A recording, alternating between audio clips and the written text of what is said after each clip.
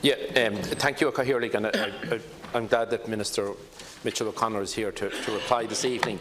Cathaoirleach, in November 2018, the Cavan Education Training Board made a shock announcement that they were proposing to close 2 schools, namely St Bricin's College, Belturbet and St Mogues, Bawnboy, and provide a new amalgamated school in Ballyconnell, County Cavan.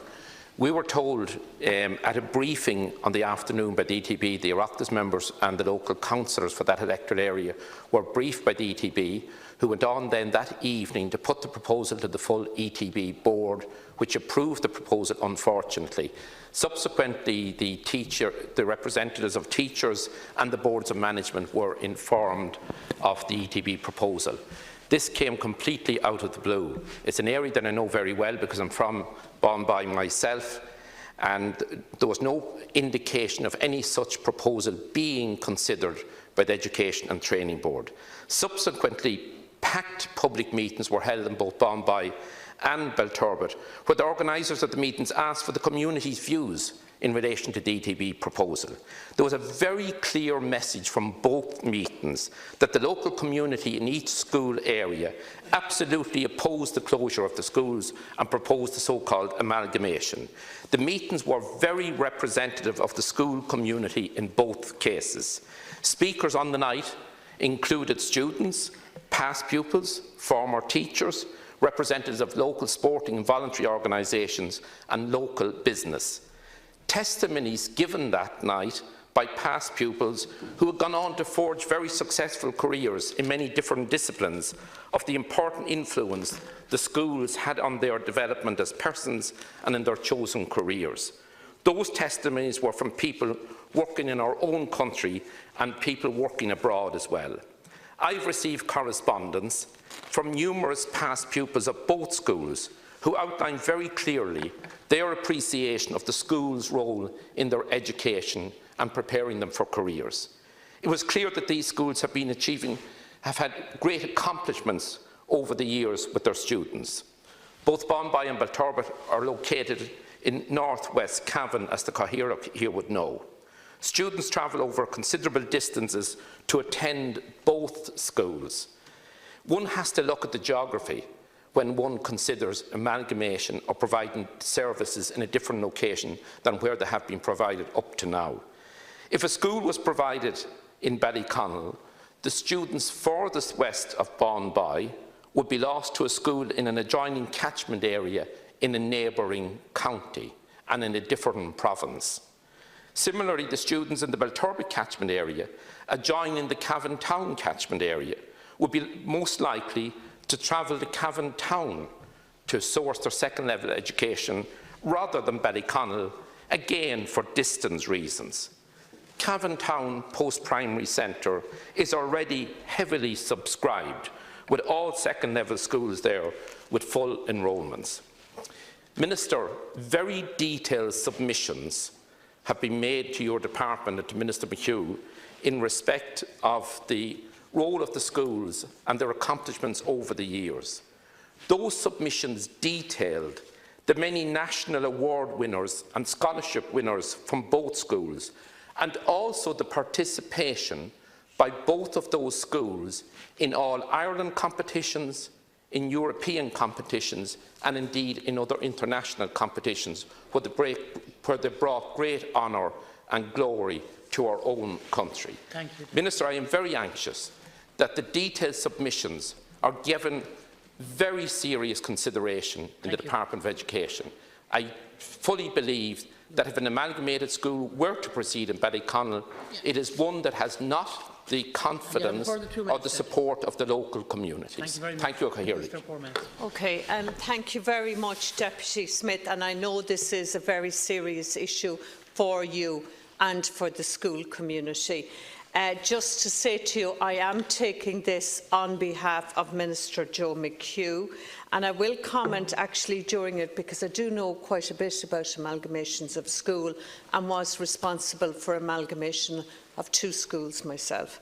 So I do want to thank the Deputy for raising this matter, and it does provide me and Minister Joe McHugh with the opportunity to clarify the position in relation to the proposal by Cavan Monaghan Education and Training Board to amalgamate St Bricin's College in Belturbet with St Mogues College in Bawnboy, West Cavan.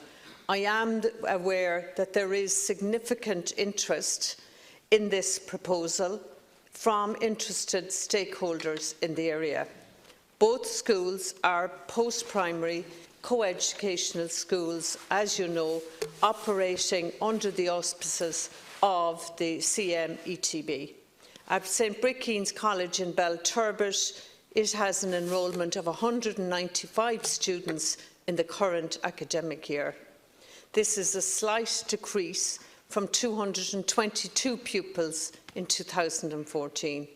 And then St Mogues College enrolment is 227, which is an increase from 197 in 2014. Minister McHugh wishes to advise the Deputy that the initiative for amalgamation may come from a variety of sources, such as parents, staff, boards of management and patrons. Any such proposal to amalgamate must involve consultation with all of the stakeholders and follow decisions taken at local level. And if I can just comment on that, absolutely, stakeholders have to buy into it for it to be a successful amalgamation. In that regard, any proposed changes must be well planned and managed in a manner that accommodates the interests of parents, teachers, local communities and contributes to an inclusive education system. And if I may add, students' views must also be taken into account.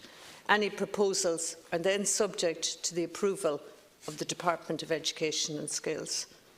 Minister McHugh can confirm the Department has received a proposal from Cavan Monaghan ETB to amalgamate St Bricin's College in Belturbet and St Mogues College in Bawnboy last December, following the unanimous approval of the proposal by the Board of Cavan Monaghan ETB on the 26th of November 2018.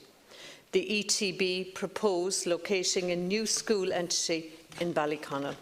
My department subsequently sought further information from the ETB in relation to the amalgamation proposal.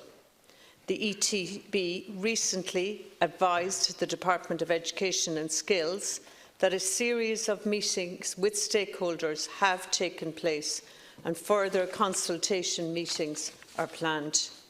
The object of the consultation was to provide additional information on the proposed amalgamation of both schools and to ensure that any concerns raised are heard and taken into account. So I've given you an example of all the people that they have met in the meantime. But I do want to advise the Deputy that the Department of Education and Skills has not given a specific commitment of funding to Cavan Monaghan ETB to develop a new second-level school. The Department looks forward to continued engagement with the Cavan Monaghan ETB relating to the amalgamation proposal. And I do want to thank the Deputy again on behalf of Minister McHugh for the opportunity to clarify the current position in relation to the potential amalgamation. Thank you, Cathaoirleach, and I thank the Minister for her reply. It is obvious from the Minister's own response, particularly off script, that she understands the only way you can bring about amalgamation is when you have buy-in from all stakeholders. There's no buy-in from any stakeholder in relation to this proposal. Meetings are being held now, consultations that should have taken place before November 2018. And I know the Department, through replies to me to a number of parliamentary questions, stressed that there has to be detailed consultation by the patron of the school with all stakeholders before any proposal would go to the Department.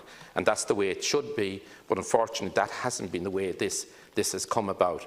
Minister, I know the area very well. I'm a native of that area, and there is absolute opposition to the proposal.